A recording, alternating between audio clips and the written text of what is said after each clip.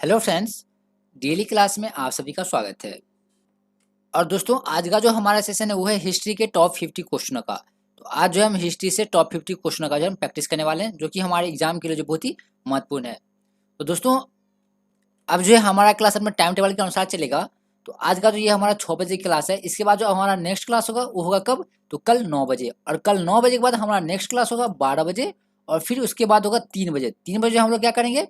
Practice set के क्वेश्चनों का जो है प्रैक्टिस करेंगे। कितने बजे? 3 बजे।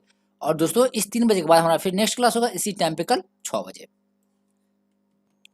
तो आज जो है हम प्रैक्टिस करने वाले हैं हिस्ट्री के टॉप 50 क्वेश्चनों को। और दोस्तों, इस हिस्ट्री के टॉप 50 क्वेश्चन में आपको ये देखना है कि आप कितने क्वेश्चन का आंसर जो है सही सही दे पाते हैं। आई होप कि आप सभी का सरस्वती पूजा जो है अच्छे से गया होगा। तो दोस्तों, अब जो है हम लोग स्टडी पे ध्यान देंगे। तो जितने भी लोग हैं जल्दी से लाइव आ जाइए, क्योंकि अब जो है हमारा सेशन वो अपने टाइम टेबल के साथ स्टार्ट होगा। तो अभी का जो सेशन है 6 बजे का, इसमें हम लोग हिस्ट्री के टॉप 50 क्वेश्चन का प्रैक्टिस करेंगे। दोस्तों, आप सभी को गुड इवनिंग टू ऑल। जितने भी लोग हैं जल्दी से लाइव आ जाइए, क्योंकि ये सेशन जो स्टार्ट होने वाला है हिस्ट्री के टॉप 50 क्वेश्चन का। और दोस्तों, अगर आप हमारे यूट्यूब चैनल डेली क्लास में नए हैं तो हमारे यूट्यूब चैनल डेली क्लास का सब्सक्राइब करना बिल्कुल भी मत भूलेगा। तो दोस्तों, चलते हैं अपने फर्स्ट क्वेश्चन की तरफ, देखते हैं फर्स्ट क्वेश्चन क्या है। जितने भी लोग हैं जल्दी से अपने फ्रेंड को इन्वाइट कीजिए और इस सेशन को लाइक करना बिल्कुल भी मिस मत कीजिएगा। तो दोस्तों, यहाँ पे आप देख सकते हैं हमारा फर्स्ट क्वेश्चन क्या है। क्वेश्चन है कि भारत की प्रथम महिला शासिका कौन थी। क्वेश्चन क्या है कि भारत की प्रथम महिला शासिका कौन थी। दोस्तों, इसका आंसर क्या होगा? भारत की प्रथम महिला शासिका कौन थी? तो रजिया सुल्तान। इसका बी ऑप्शन जो दोस्तों सही हो जाएगा। इसका बी ऑप्शन क्या होगा? सही हो जाएगा। तो भारत की प्रथम महिला शासिका थी रजिया सुल्तान। अब देखिए, नेक्स्ट क्वेश्चन है 2 नंबर कि शिवाजी की राजधानी कौन सी थी। तो दोस्तों, अब आपको बताना है कि शिवाजी की राजधानी जो है वो कौन सी थी। तो इसकी राजधानी कौन सी थी? रायगढ़। तो शिवाजी की राजधानी थी रायगढ़। इसका ए ऑप्शन जो बिल्कुल सही होगा। अब देखिए, 3 नंबर क्वेश्चन क्या है कि तैमूर ने किस सुल्तान के शासनकाल में भारत पर आक्रमण किया था। क्वेश्चन क्या है कि तैमूर ने किस सुल्तान के शासनकाल में भारत पर आक्रमण किया था। दोस्तों, जब बताइए कि तैमूर जब भारत पर आक्रमण किया था तो उस समय भारत में किस शासन काल का समय था। जल्दी से कमेंट कीजिए, इसका आंसर क्या होगा। दोस्तों, इसका सही आंसर क्या होगा? तैमूर जब भारत पर आक्रमण किया था उस समय किस सुल्तान का शासन था? तो उस समय था नसरुद्दीन महमूद का। किसका? नसरुद्दीन महमूद का। तो तैमूर जब भारत पर आक्रमण किया उस समय नसरुद्दीन महमूद का शासन था। कहाँ पे? भारत में। तो इसका ऑप्शन क्या होगा? सी। सी जो है इसका सही ऑप्शन होगा। चलिए बात करते हैं नेक्स्ट क्वेश्चन 4 नंबर की। देखिए, क्वेश्चन क्या है 4 नंबर कि अमीर खुसरो किस सुल्तान के दरबारी कवि थे। दोस्तों, बहुत ही इजी क्वेश्चन है कि अमीर खुसरो जो है किस सुल्तान के दरबारी कवि थे। कमेंट कीजिए और बताइए इसका सही आंसर क्या होगा। दोस्तों, अमीर खुसरो जो थे वो अलाउद्दीन खिलजी के दरबारी कवि थे। किसके? अलाउद्दीन खिलजी के। तो हमारा ऑप्शन क्या होगा? सी। जितने भी लोग हैं जल्दी से एक बार फिर अपने दोस्तों के साथ इस सेशन को शेयर कीजिए ताकि वो भी इस सेशन से जुड़ पाए। और दोस्तों, अब जो अपना टाइम टेबल है वो अपने अनुसार से चलेगा। जबकि देखिए, अब जो इसके बाद हमारा नेक्स्ट क्लास होगा वो होगा कल 9 बजे। कल कब होगा? 9 बजे। उसके बाद होगा 12 बजे। उसके बाद कब होगा? 3 बजे। 3 बजे हम लोग क्या करते हैं? प्रैक्टिस सेट के क्वेश्चन का प्रैक्टिस करते हैं। उसके बाद नेक्स्ट क्लास रहेगा हमारा, यही टाइमिंग रहेगा कल शाम के 6 बजे। तो जितने भी लोग हैं जल्दी से सेशन को अपने दोस्तों के साथ शेयर कीजिए ताकि वो भी इस सेशन से जुड़ पाए। देखिए दोस्तों, 5 नंबर क्वेश्चन क्या है। नादिर शाह ने किसके शासनकाल में भारत पर आक्रमण किया था। क्वेश्चन क्या है? नादिर शाह। दोस्तों, जल्दी से कमेंट कीजिए, इसका आंसर क्या होगा। नादिर शाह ने किसके शासनकाल में भारत पर आक्रमण किया था। जल्दी से कमेंट कीजिए और बताइए इसका आंसर क्या होगा। दोस्तों, इसका आंसर होगा मोहम्मद शाह। कौन सा? मोहम्मद शाह। तो नादिर शाह ने किसके शासनकाल में भारत पर आक्रमण किया था? तो महमूद शाह के शासनकाल में।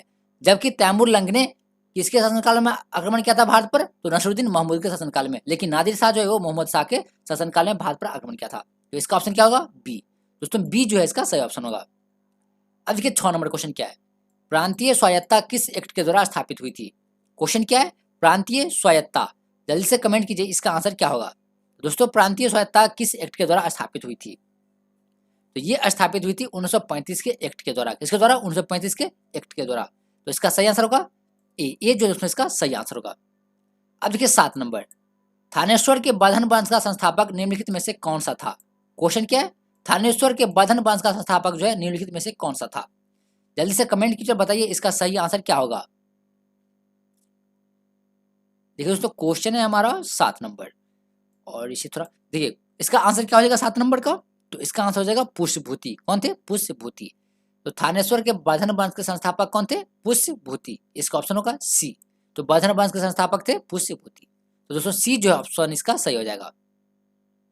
अब देखिए 8 नंबर क्वेश्चन, निम्नलिखित में से किस मुस्लिम शासक ने मूल्य नियंत्रण व्यवस्था लागू कराई थी? अब आपको बताना है कि किस मुस्लिम शासक ने मूल्य नियंत्रण व्यवस्था लागू कराई थी। तो इसका आंसर हो जाएगा अलाउद्दीन खिलजी ने। अलाउद्दीन खिलजी ने मूल्य नियंत्रण व्यवस्था लागू की और ये सबसे पहले मुस्लिम शासक थे जिन्होंने मूल्य नियंत्रण व्यवस्था लागू करवाई थी। तो इसका ऑप्शन होगा ए। ये जो है इसका सही आंसर होगा।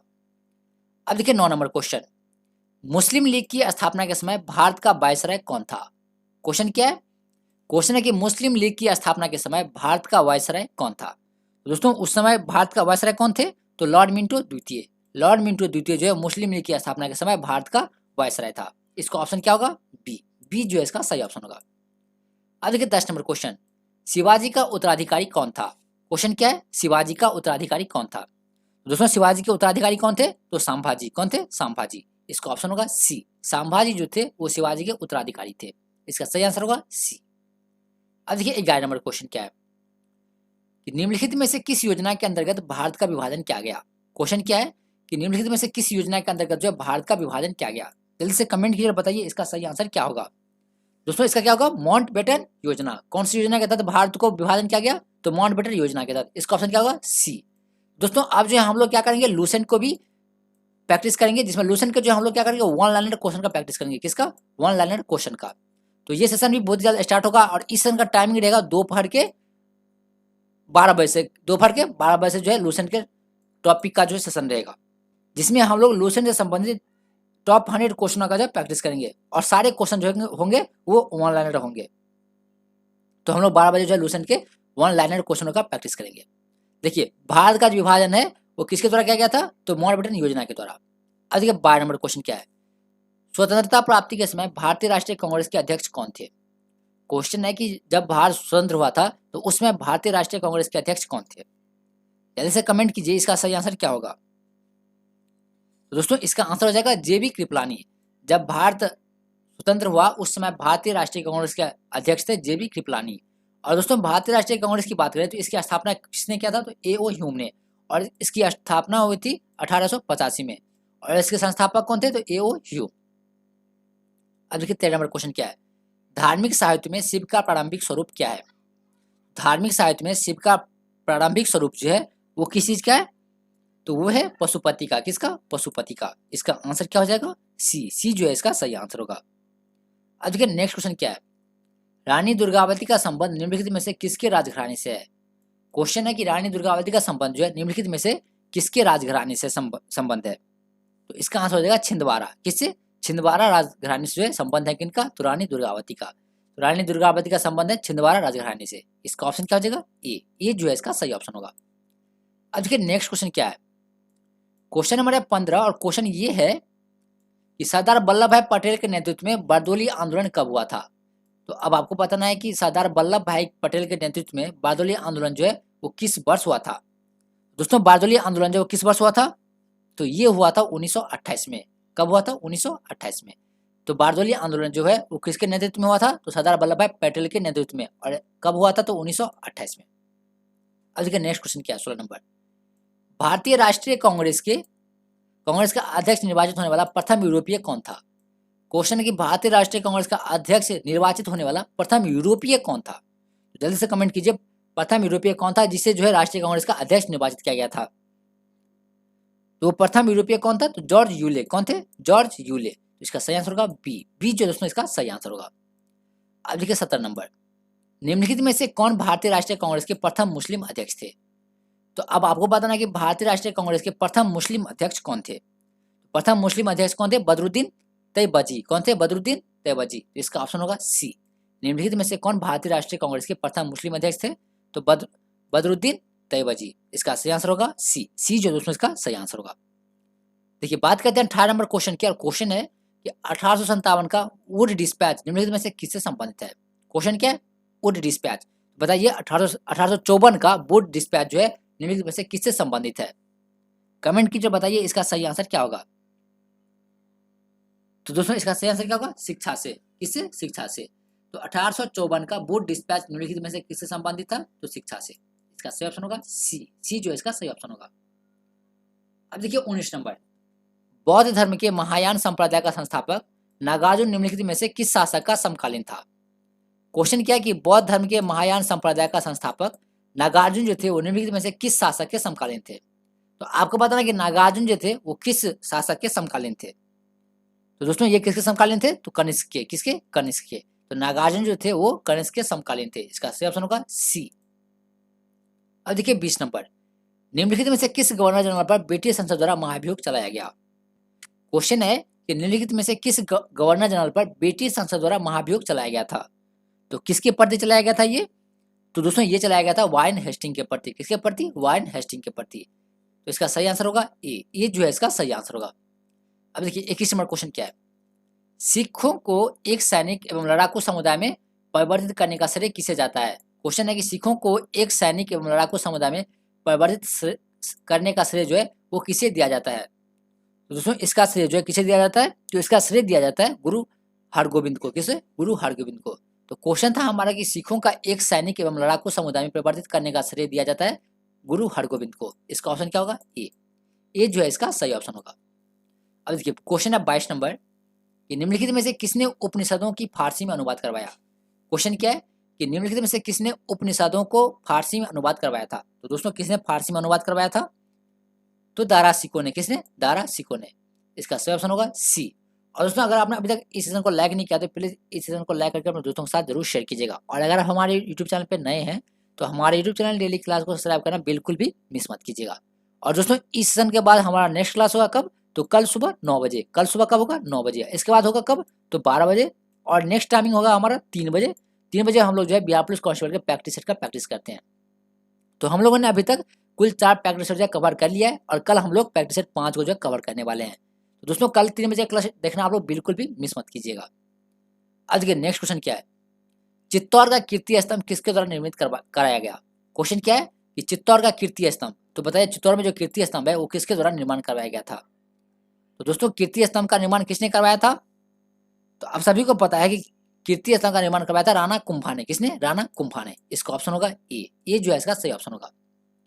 आज के 24 नंबर, पुरंदर की संधि जो हुई थी कब, 1665 में। और ये संधि जो है छत्रपति शिवाजी और किसके बीच हुई थी। देखिए दोस्तों पुरंदर की संधि जो है वो हुआ था 1665 में। कब हुआ था, 1665 में। और वो किसके बीच हुआ था, छत्रपति शिवाजी और किसके बीच हुआ था, तो ये हुआ था छत्रपति शिवाजी और राजा जयसिंह के बीच। किसके बीच, राजा जयसिंह और छत्रपति शिवाजी के बीच। कब हुआ था, 1665 में। और कौन सी संधि थी ये, तो पुरंदर की संधि। कौन सी संधि, पुरंदर की संधि। तो पुरंदर की संधि जो है 1665 ईस्वी में छत्रपति शिवाजी और राजा जयसिंह के बीच हुआ था। इसका ऑप्शन क्या होगा, बी। अब देखिए 25 नंबर क्वेश्चन क्या है, किस वायसराय के शासनकाल में दिल्ली दरबार में महारानी विक्टोरिया को कैसर ए हिंद की उपाधि से सम्मानित किया गया था। क्वेश्चन क्या है कि किस वायसराय के शासनकाल में दिल्ली दरबार में महारानी विक्टोरिया को जो है कैसर ए हिंद की उपाधि से सम्मानित किया गया था। तो दोस्तों इसका आंसर क्या होगा, तो इसका आंसर हो जाएगा लॉर्ड लिटन। क्या हो जाएगा, लॉर्ड लिटन के शासनकाल में जो है दिल्ली दरबार में महारानी विक्टोरिया को कैसर ए हिंद की उपाधि से सम्मानित किया गया था। और लॉर्ड लिटन कौन था, तो एक वायसराय था। क्या था, वायसराय था। तो इसका ऑप्शन होगा सी। अब देखिए नेक्स्ट क्वेश्चन है 26 नंबर, और क्वेश्चन ये है कि लॉर्ड ब्लेजली ने पेशवाओं के साथ कौन सी सहायक संधि की थी। अब आपको बताना कि लॉर्ड ब्लेजली जो थे वो पेशवाओं के साथ कौन सी सहायक संधि की थी। जल्दी से कमेंट कीजिए, इसका आंसर बताइए, इसका सही आंसर क्या होगा। तो इसका आंसर होगा बेसिन की संधि। कौन सी संधि, बेसिन की संधि। और ये संधि किसके बीच हुआ था, तो पेशवा और लॉर्ड ब्लेजली के बीच। पेशवा और लॉर्ड ब्लेजली के बीच बेसिन की संधि हुई थी। इसका ऑप्शन क्या होगा, बी। बी जो है दोस्तों इसका सही ऑप्शन होगा। अब देखिए नेक्स्ट क्वेश्चन क्या है, क्वेश्चन नंबर 27। और क्वेश्चन ये है कि द्रविड़ वैष्णव भक्तों को क्या कहा जाता है।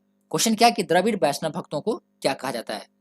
कमेंट कीजिए और बताइए इसका सही आंसर क्या होगा। दोस्तों 27 का आंसर क्या हो जाएगा, द्रविड़ वैष्णव भक्तों को क्या कहा जाता था, तो इसे जो है अलवार कहा जाता था। क्या कहा जाता था, अलवार। तो द्रविड़ वैष्णव भक्तों को अलवार कहा जाता था। इसका ऑप्शन होगा ए। ये जो है इसका सही ऑप्शन होगा। अब देखिए नेक्स्ट क्वेश्चन है 28 नंबर, कि किस राजा के शासनकाल में अष्टप्रधान मंत्री परिषद हुआ करती थी। क्वेश्चन क्या है कि किस राजा के शासनकाल में अष्टप्रधान मंत्री परिषद हुआ करती थी। और दोस्तों इस क्वेश्चन का प्रैक्टिस हम लोग बार बार कर रहे हैं, तो इसका आंसर तो आप सभी को पता होगा इसका सही आंसर क्या होगा। तो इसका सही आंसर क्या होगा, जल्दी से कमेंट कीजिए कि किस राजा के शासनकाल में अष्टप्रधान मंत्री परिषद हुआ करता था। कमेंट कीजिए, बताइए इसका सही आंसर क्या होगा। तो किसके शासनकाल में, तो शिवाजी के शासनकाल में जो अष्टप्रधान मंत्री परिषद हुआ करता था। किसके शासनकाल में, तो शिवाजी के शासनकाल में। अब देखिए नेक्स्ट क्वेश्चन है 29 नंबर, कि अजमेर में जो 28 दिन का झोपड़ा है यह पहले क्या था। देखिए अजमेर में 28 दिन का झोपड़ा स्थित है, तो इससे पहले 28 दिन का झोपड़ा से पहले ये क्या था? दोस्तों इसका आंसर क्या हो जाएगा? तो इसका आंसर हो जाएगा संस्कृत विद्यालय था। क्या था? संस्कृत विद्यालय था, जिसे अब 28 दिन का झोपड़ा कहा जाता है। तो 28 दिन का झोपड़ा जो है पहले क्या था? तो संस्कृत विद्यालय था। और 28 दिन का झोपड़ा कहाँ पर स्थित है? तो अजमेर में। कहाँ पर? अजमेर में। दोस्तों बहुत ही इंपॉर्टेंट क्वेश्चन था आप लोगों के लिए कि अजमेर स्थित 28 दिन का झोपड़ा जो है पहले क्या था? तो संस्कृत का विद्यालय था। इसका ऑप्शन होगा डी। अब देखिए 30 नंबर क्वेश्चन, भक्ति आंदोलन का जन्मदाता किसे माना जाता है? क्वेश्चन क्या है कि भक्ति आंदोलन का जन्मदाता। दोस्तों इसके जन्मदाता कौन थे? तो इसके जन्मदाता थे रामानुजाचार्य। कौन थे? रामानुजाचार्य। इसका आंसर होगा सी, भक्ति आंदोलन के जन्मदाता थे रामानुजाचार्य। अब देखिए 31 नंबर क्वेश्चन, कि स्वाधीनता हमारा लक्ष्य है और हिंदुत्व ही हमारी यह आकांक्षा पूरी कर सकती है, यह कथन किसका है? तो कमेंट कीजिए और बताइए कि यह कथन किसका है। तो दोस्तों यह कथन है अरविंदो घोष का। किसका है? अरविंदो घोष का। और इनका कथन ये था कि स्वाधीनता हमारा लक्ष्य है और हिंदुत्व ही हमारी यह आकांक्षा पूरी कर सकती है। तो यह कथन जो है किसका था? तो अरविंदो घोष का। अब देखिए 32 नंबर क्वेश्चन, कलकत्ते से प्रकाशित उदंड मार्तंड क्या है? कलकत्ते से प्रकाशित उदंड मार्तंड अखबार का प्रकाशन किसने किया था? अब आपको बताना है कि उदंड मार्तंड अखबार का प्रकाशन जो है वो निम्नलिखित में से किसने किया था। दोस्तों इसका प्रकाशन जो किसने किया था? तो इसके प्रकाशन करने वाले थे पंडित जुगल किशोर। कौन थे? पंडित जुगल किशोर, जिन्होंने उदंत मार्तंड अखबार का प्रकाशन किया था। और ये कहाँ पर स्थित है? कलकत्ते में। कहाँ पर? कलकत्ते में। इसका आंसर क्या होगा? बी। बी जो है इसका सही आंसर होगा। अब देखिए 33 नंबर, किस ब्रिटिश जनरल ने झांसी की रानी लक्ष्मीबाई को विद्रोहियों का सर्वोत्तम एवं सबसे बहादुर नेता बताया? क्वेश्चन क्या है कि आपको यह बताना है कि झांसी की रानी लक्ष्मीबाई को जो है विद्रोहियों का सर्वोत्तम एवं सबसे बहादुर नेता किस ब्रिटिश जनरल ने कहा था? जल्दी से कमेंट कीजिए, बताइए इसका सही आंसर क्या हो जाएगा। दोस्तों किसने कहा था? तो सर ह्यूज रोज ने। किसने? सर ह्यूज रोज ने झांसी की रानी लक्ष्मीबाई को विद्रोहियों का सर्वोत्तम एवं सबसे बहादुर नेता बताया था। तो इसका आंसर होगा डी। डी जो इसका सही आंसर होगा। अब देखिए क्वेश्चन क्या है 34 नंबर, कि पेरियार नाम से कौन प्रसिद्ध है? क्वेश्चन क्या है कि पेरियार। दोस्तों अब आपको पता है कि पेरियार नाम से जो है निम्नलिखित में से कौन प्रसिद्ध है? तो पेरियार नाम से कौन प्रसिद्ध है? तो रामास्वामी नायकर। कौन है? ईवी रामास्वामी नायकर। तो इसका आंसर क्या होगा? सी, पेरियार नाम के कौन कौन प्रसिद्ध है? तो ईवी रामास्वामी नायकर। अब देखिए 35 नंबर, बंकिम चंद्र चटर्जी द्वारा 1873 में स्थापित एवं संपादित बंगाली मासिक पत्रिका का क्या नाम है? अब आपको पता है कि बंकिम चंद्र चटर्जी द्वारा 1873 में स्थापित किया गया बंगाली मासिक पत्रिका का क्या नाम था? दोस्तों क्या नाम था? तो बंगदर्शन। क्या नाम था? बंगदर्शन। ये क्या है? एक मासिक पत्रिका थी जिसके संस्थापक कौन थे? बंकिम चंद्र चटर्जी। इसकी स्थापना कब हुई थी? 1873 में। तो बंगदर्शन प्रकाशन की स्थापना जो है वो हुई थी 1873 में।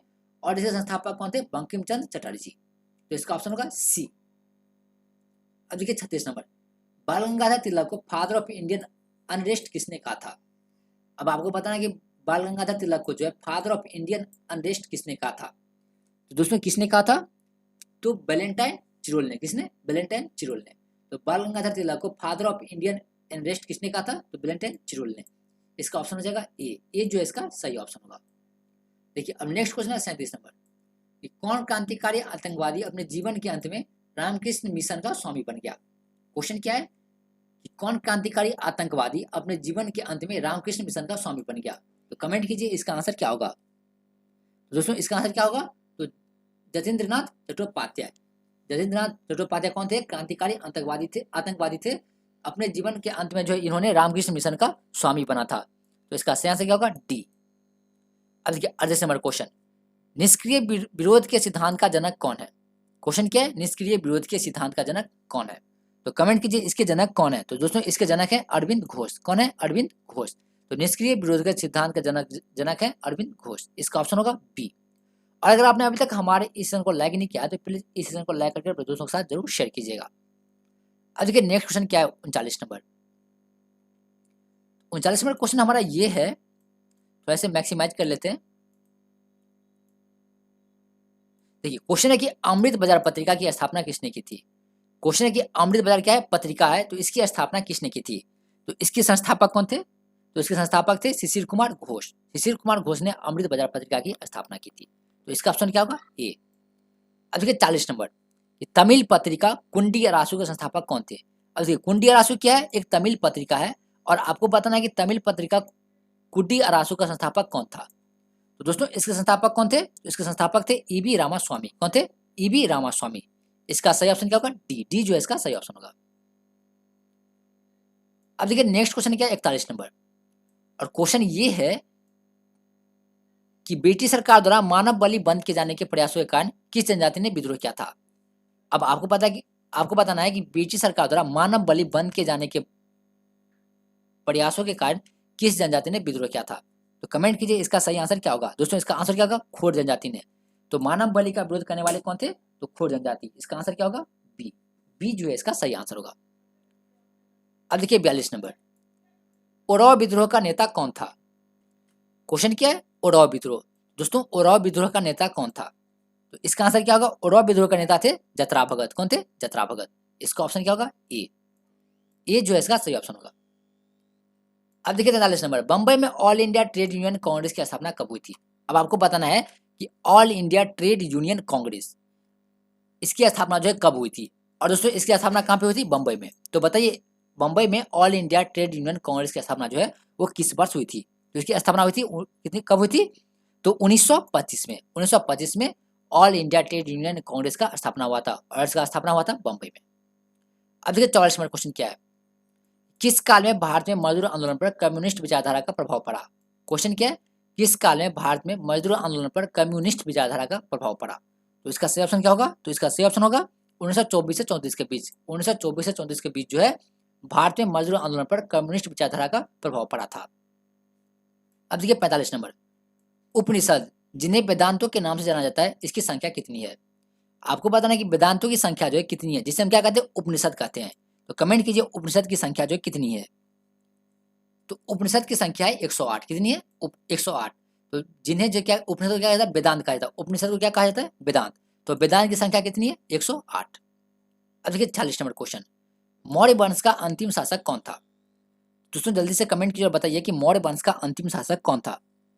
तो अंतिम शासक कौन थे, बृहद्रथ। कौन थे, बृहद्रथ। तो इसका सही आंसर क्या होगा, बी। बी जो है इसका सही आंसर होगा। मौर्य वंश का अंतिम शासक कौन था, बृहद्रथ। अब देखिए 47 नंबर क्वेश्चन, कलहन की राजतरंगिणी में वर्णन है। अब आपको पता है कि कलहन की राजतरंगिणी में किसका वर्णन किया गया है। तो दोस्तों इसमें वर्णन किया गया है कश्मीर के राजाओं के इतिहास का। कलहन की राजतरंगिणी में वर्णन किया गया है कश्मीर के राजाओं का इतिहास का। तो इसका ऑप्शन होगा बी। बी जो है इसका सही ऑप्शन होगा। अब देखिए 48 नंबर, संथालों के प्रसिद्ध विद्रोह का नेतृत्व किसने किया था।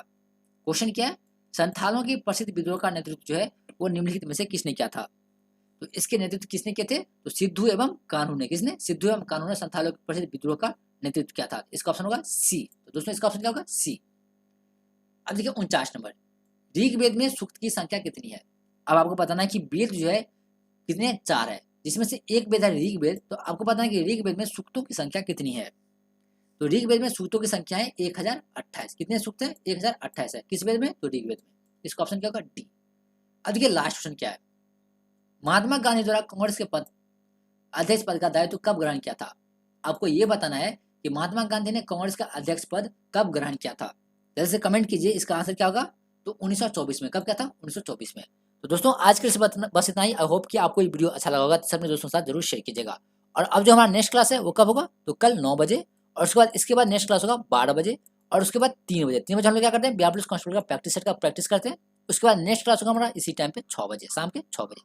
तो दोस्तों अगर आप हमारे यूट्यूब चैनल पे नए हैं तो हमारे यूट्यूब चैनल डेली क्लास को सब्सक्राइब करना बिल्कुल भी मत भूलिएगा। और अगर आपने अभी तक 4 प्रैक्टिस सेट नहीं देखा है तो उसका लिंक जो आपको नीचे डिस्क्रिप्शन बॉक्स में मिल जाएगा, यानी तो ऊपर आई बटन पर क्लिक करके जो आप जो है प्रैक्टिस सेट को अटेंड कर सकते हैं। तो दोस्तों मिलेंगे कब, कल सुबह 9 बजे।